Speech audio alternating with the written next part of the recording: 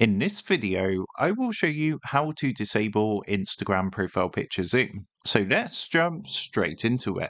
Now to do this, as you can see, we're currently here on Instagram. So what you want to do is open up Instagram and come across to your profile page by pressing your profile icon in the bottom right hand corner.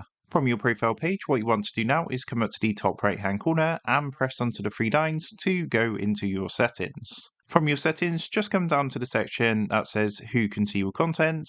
And in that section, you want to look for an option called account privacy, which should be at the top. What you want to do is give that a press. On the next screen, you're going to see an option to allow profile picture expansion. As you can see, it says let people see a larger version of your profile picture to help them know that it's you. Your profile picture will always be visible to everyone. So to go ahead and disable Instagram profile picture zoom, all you need to do is simply turn the switch off for this option like so, and that's going to go ahead and disable Instagram profile picture zoom. So with that being said, I hope this quick tutorial did help you out today, and if this did help you out, I would really appreciate it if you was to consider dropping down below the video, leaving a like, and also subscribing to the channel. With that being said, I just want to take a minute, thank you guys for watching this quick tutorial, and I will see you in the next video.